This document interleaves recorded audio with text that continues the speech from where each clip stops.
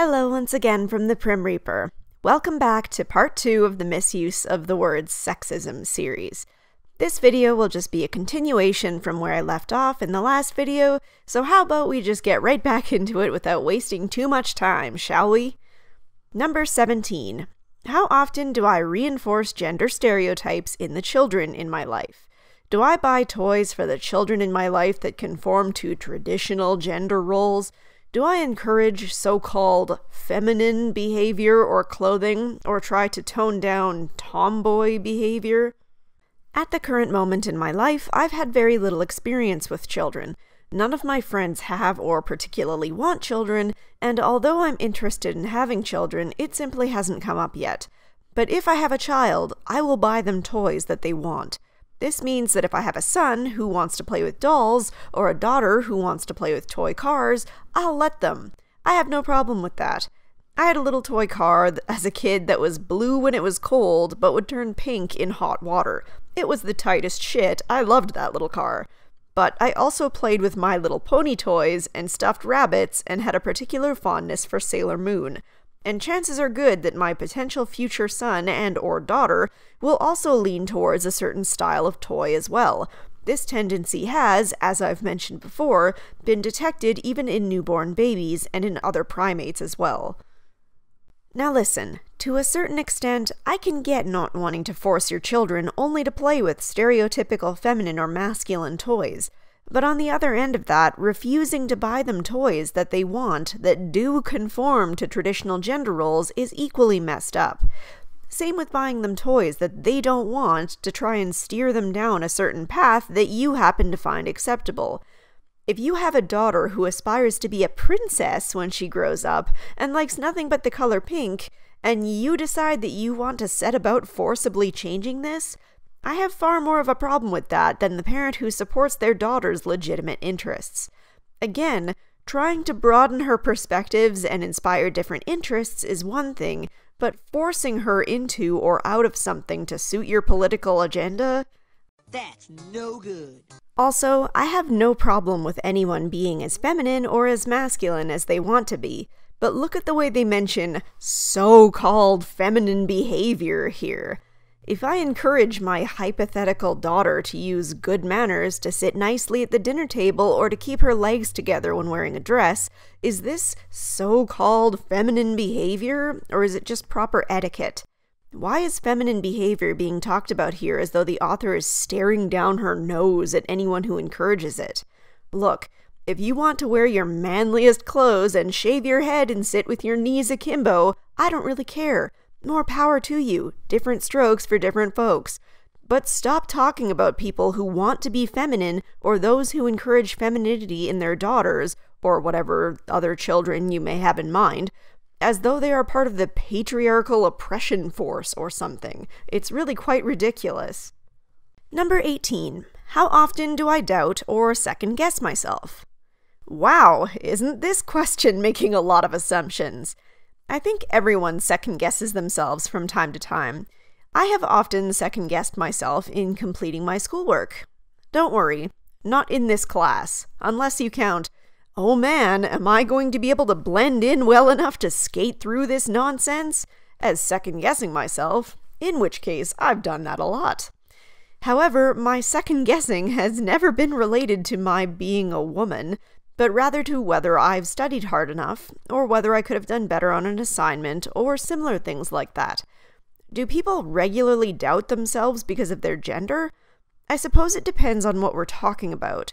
I mean, if this question had asked, do you doubt you'll be able to accomplish everything you want to do in life due to conflicting familial and career pressures, then maybe it might have made sense. But it didn't ask that, did it? Number 19. How much time and energy do I spend reviewing what I said, or worried that I said the wrong thing at the last meeting or at the last party? How often do I feel I said or did something stupid or wrong? I don't know. How much wine did I have at the last party? All kidding aside, I'm pretty sure that this is yet another thing that is entirely unrelated to one's gender. I see guys worrying about whether they said or did the wrong thing all the time. I'm pretty sure my husband actually does this more than me. In fact, I'm pretty sure that he has agonized over stupid things that he said or did 10 years ago. This is not something exclusive to women or based on one's gender. Any one person can be shy or awkward or easily embarrassed. Once again, is it not sexist to assume that this behavior is restricted to only one sex? And why, if it was presumably a woman who was worrying about whether she said or did the wrong thing, would this be internally sexist when doing the same thing as a man would probably not be? Number 20. Do I ever feel like a fake? Feel incompetent even though I have more training and or experience than most of the men in my area? What the hell? The phrasing in some of these questions, I swear. Is it terrible of me if I say that this whole thing just reads like a bitter, jealous, unattractive woman's diary? Why do I feel incompetent when I have more training and experience than all of these men that I work with? I think it's the wording. It's far too specific to not be referring to one experience in particular. If it had said, do I feel like a fake even when I have more experience than my coworkers? It would have been less bitter sounding than, do I feel incompetent even though I have more training than most of the men in my area? Even though that first example would, again, not be an example of sexism, internal or otherwise, because I'm sure men experience this as well. It's, again, such an unusual question that makes a lot of strange assumptions. Like assuming a woman who doubts herself is doubting herself because she's surrounded by men. Assuming a woman would not doubt herself surrounded by women. Assuming this woman feels like a fake because of the fact that she is a woman. Assuming this woman might not feel this way completely irrespective of the experience or training of the people around her, and perhaps instead because she can't believe that she has come this far, and or the previous training and experience she has gained has not prepared her for this current situation. Assuming that said woman assumes she has more experience and training than the men she works with. An assumption inside an assumption? Number 21. How often do I make myself smaller? Take up less physical space, bus, train, airplane, waiting room, speak more quietly, make my voice higher, gesture less largely, less passionately. Wow, this is like 5 different questions all in one. Now you're just making me do extra work. In terms of making myself smaller or taking up less physical space, I don't do this because I'm internally sexist or because I feel like women deserve less space than men or something like that. I take up as little space as I need to because the world doesn't revolve around me. I have to be considerate of other people's needs, of other people's right to have space on the train or wherever else as well. Sometimes I might even get up from my seat when I see somebody who needs it more than I do. P.S. I don't care whether the person who needs it more than I do is a man or a woman. I've done it about equally for both. I know, I'm so sexist for that, but whatever, man, I guess that's the price you pay for being a decent human being. The next one was about speaking more quietly. I love the implication that we must be speaking quietly because we're female and I guess we don't feel that we have the right to speak or some nonsense like that. Nah, it's just that most of the time I'd rather keep my conversations to a certain social radius. I'm sure you've all heard of people who talk far louder in public than is actually necessary, and it just comes across as rude and obnoxious, no matter what gender of person is doing it. Now, making my voice higher is an interesting one because it's kind of a vague concept. I imagine they're not meaning higher volume because that would just be redundant. So if they mean higher pitch, then I can't possibly imagine how this would be connected to internalized sexism. Like a lot of the other things on this list, I can at least wrap my head around the stupid point that they're trying to get across, even though I disagree with it 100%. This one, I can't even see where they're coming from within their own perspective. I mean, I talk how I talk. I have inflections in my voice depending on my mood and what I'm saying.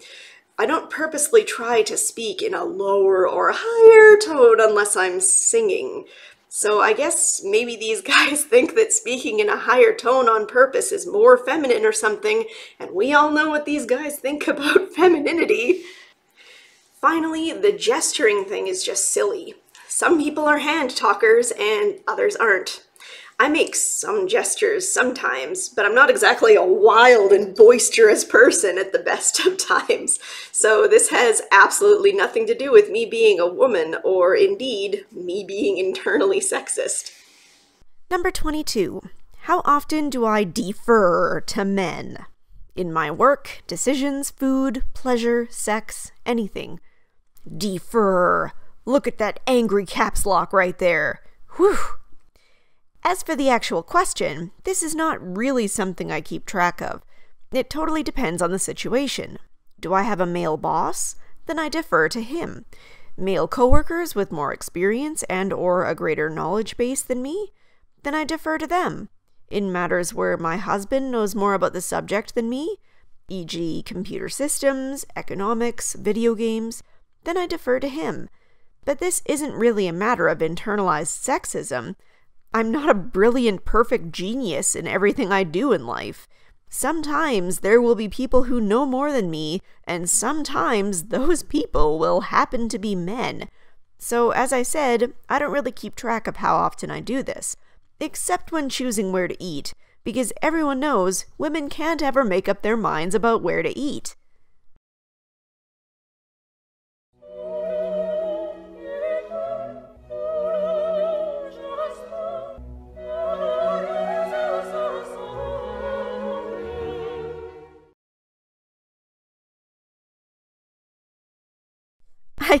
I kid.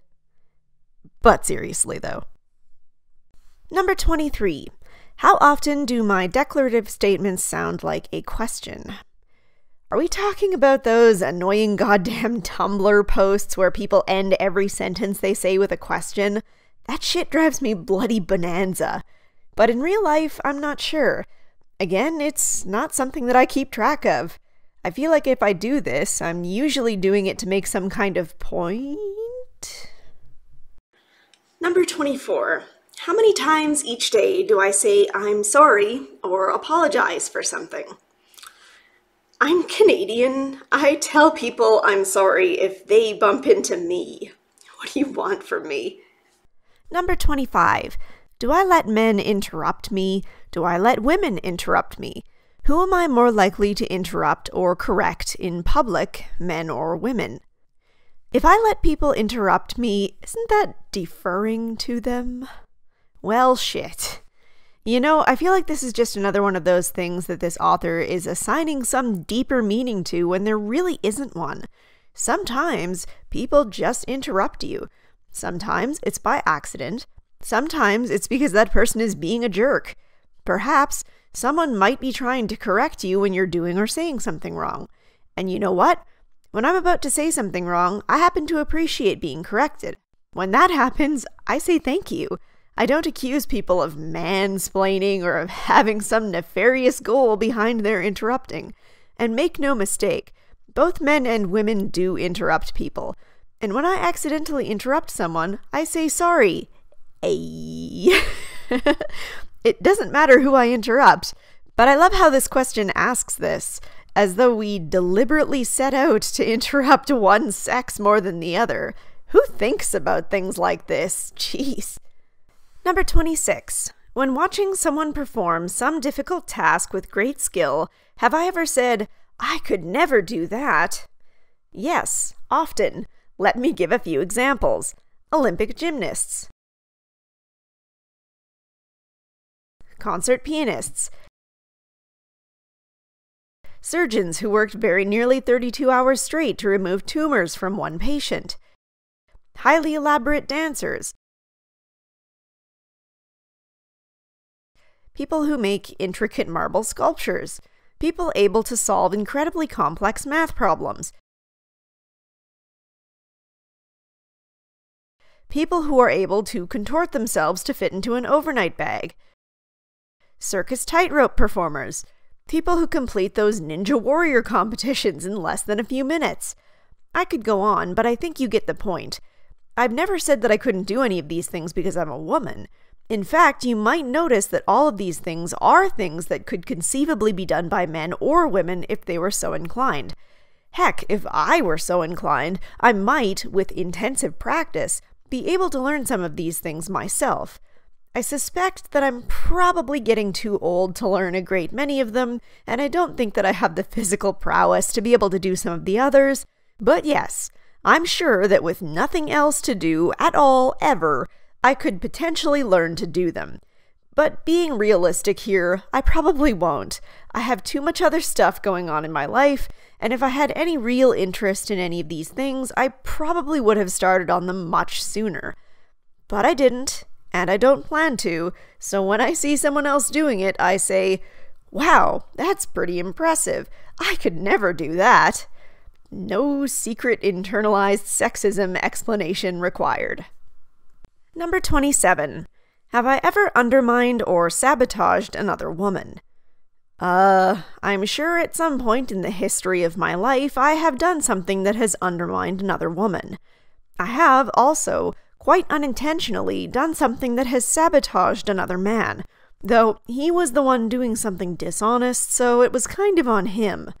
My point is, why is only one of these things considered to be internalized sexism? Is it because sabotaging a man is fighting the patriarchy, whereas sabotaging one of my fellow sisters is a vile betrayal of womanhood? How about deliberately going out of your way to undermine or sabotage someone is generally not a nice thing to do, and you should try to avoid it as much as possible, no matter whether it's a man or a woman. Doesn't that sound so much more fair? Number 28. Have I protected men from accusations of sexist behavior or minimized the seriousness of their behavior? Are you actually kidding me? Considering men field accusations from people like you for pretty much everything down to the way they tie their shoes these days, yes, I have protected men from accusations of sexist behavior. Men aren't here to serve as feminists' verbal punching bags as much as you guys would like to believe otherwise. Men these days have to live with near constant messages like the fact that they need to be better, or that they are the source of all the world's ills, or that their masculinity is toxic, or that little boys are treated as defective girls in school, or that if only men were forced to have a curfew so women could frolic outside without fear at night, or that if only men were reduced to 10% of the population for breeding purposes, the world would be more peaceful, and so on and so forth. Considering men these days are basically called sexist for merely existing, yes, I have defended them from accusations of sexist behavior, and I will proudly continue to do so when the situation calls for it. Now, don't get me wrong. I'm well aware of the fact that men can be guilty of sexist behavior. Anyone can. And yes, this is something that ought to be discouraged. The problem is that so many things these days are considered sexist that really aren't all that sexist. And yes, when these situations emerge, I will minimize the seriousness of them. I believe that there are dire consequences to be had in either direction if we don't. I'm going to take a break from the list for now to provide an example that will help me to illustrate my point. Women dismissing stories of assault with, "If that's assault, then everyone I know has been assaulted," are so close to getting the point. Although this image is talking about things of a slightly different nature, it essentially ties back into the problem with the misuse of the word sexism. The very first problem with this image, and other things like this, is their dismissive nature. This person is looking at an issue that is actually very complicated and making it out to be very simple. And they're taking people who dare to try and see it in any other way than simple and talking about them like they're idiots. "You don't see the problem in black and white? What a dummy!" But here's the two real logical conclusions to this line of thinking. On the one hand, if everyone has been a victim of some form of massive finger quotes sexism, then obviously it's a common enough issue that it's not really the end of the world and it doesn't deserve to be treated like a serious problem. At that point, it's no longer sexism, it's a social standard. It's baseline. Let me add a little disclaimer to that, because I just know someone would try to bring up an argument like, what if everyone was being raped all the time? Would this still be serious? And yes, obviously this would still be serious. But if we reach that level of social anarchy, we probably have more general serious problems to attend to as well. And you just know that that's not the case, and it's clearly not what this poster was talking about. But back to what I was saying. One example that springs to mind, if you've ever watched old game shows, you might notice how common it was for the game show host to kiss their female contestants. I guarantee that this would be considered sexism these days, but back then it was just considered social niceties. And kind of like how I mentioned in my Me Too video, if everyone says that they've been a victim of some form of sexism, and they're talking sexism in terms of a stranger asking them out for a coffee date, then pretty soon that's going to be the first thing that people will assume whenever anyone mentions that they've faced some form of sexism. People will just dismiss it out of hand. Like, oh, you were a victim of sexism? What, some homeless guy said hi to you on the street? Ugh. Making concepts like sexism common to everyone's experiences does nothing but to diminish the experiences of those who have faced legitimate sexism. If something is seriously this commonplace, then it's either not really that big of a deal, or it's a majorly serious deal. Which brings me to the other logical conclusion to this woman's argument. Let's say that we all suddenly agree that something a woman misinterprets as a sexist remark from a man who did not intend his comment as sexist in any way is all of a sudden a massive problem. Let's say he complimented a coworker's dress or something like that. So what do these people propose that we do in this situation? Clearly, his intent doesn't matter all that much, or we would not refer to this as an instance of sexist behavior, and instead call it an honest mistake. So, what would be the ideal action to properly rectify the situation? Reprimand the man for having the gall to try and compliment someone? Insist that men and women work in separate departments only so that there is no chance at all for a misunderstanding? And what kind of effect does this punitive action have on office relations? What about relations as a whole? Because surely if we're having these rules in the workplace, then we're going to wind up having something similar in general society as well. If you ask me, the conclusion to all of this teeth gnashing is just going to look like something out of 1984, because everybody's just going to wind up being afraid of interacting with anyone else out of fear of doing something that someone will even misinterpret as being the wrong thing. If nothing else, then we're at least going to have a lot of very lonely individuals, because interactions between the sexes are going to become very cold and distant and mechanical. Frankly, I don't know how this kind of outcome is in any way preferable to just taking a chill pill and not interpreting things as being sexist when they probably weren't intended that way, but hey, maybe I'm just being an idealist. I worry that I'm going to start to sound very rambly and off topic here, but what the heck.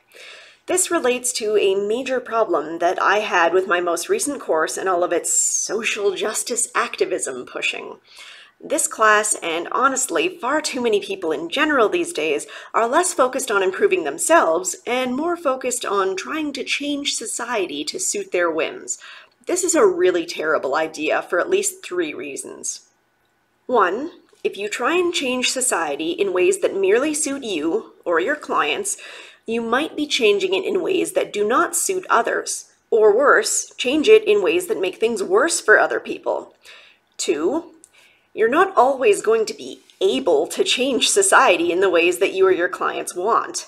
And 3, if you are unable to change society in ways that you or your clients want, and you have spent 0 time and resources on building up the individual's ability to manage themselves in an imperfect world, then you've left yourself or your client completely stranded and helpless and feeling like their situation is totally unjust and unfair and are possibly leaving them in a worse and more hopeless place than before. I have a strong feeling that this trend has really intensified with the so-called snowflake generation. Surprise, surprise, you tell people that they're amazing and perfect and can do anything they want in life enough. It's no wonder that when they're faced with personal challenges or situations that make them uncomfortable, they decide it's easier to try and change the entire world around them, rather than to be introspective for a moment and wonder if the problem maybe doesn't lie within them, or if there's something that they could do differently. Well, here's a revolutionary new thing you could try. If you hear a man saying something and interpret it as being sexist, maybe you could take a few moments and consider, was he deliberately trying to be sexist? Did he possibly have innocent intentions behind what he said or did? Can I let this incident roll off my back without blowing the whole company up? Can I simply explain to him how his comment made me feel and see what he says in return? Who knows, maybe you'll find that you can deal with things much more easily than you imagined, and that you don't need to overreact and tear down and remake society in your own image to overcome the situation. Just maybe? Alright, and one last thing before I finally end this video. I made an error in my last video. I said that it was Prostate Cancer Awareness Month, when in reality it's actually Testicular Cancer Awareness Month. First of all, this is why I don't usually pay much attention to months like this, because I get things backwards and I look like I don't know what I'm talking about. And secondly, it's generally good to be checking for symptoms regardless of what month it is. But hey, at least now I can make self-deprecating jokes. Why doesn't Prim's husband like foreplay? Because she's always mixing up the testicles and the prostate. I promise, I've never actually done that in real life. But with that bit of levity out of the way, I repeat, please regularly check yourself out, get regular doctor's visits, heck, make sure that you're regularly checking out all the gonad areas. Spice up your bedroom life and try checking them both at the same time. But seriously though, it's important. Okay, enough saving face. I'm never gonna get this video out if I don't stop rambling and get to work on it. I'll try and have the next video out soon, but things are really busy for me right now, and it seems like it's just going to get worse next month. We'll see how it goes. So, thank you all for watching, and I hope to see you all in the next one.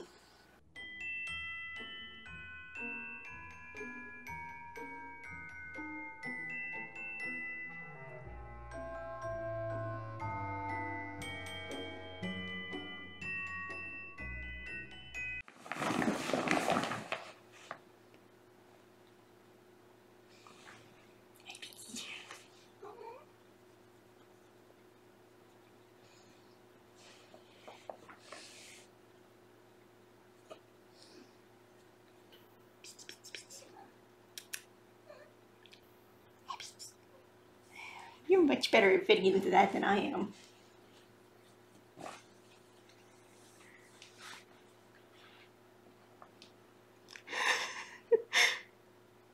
I could never do that.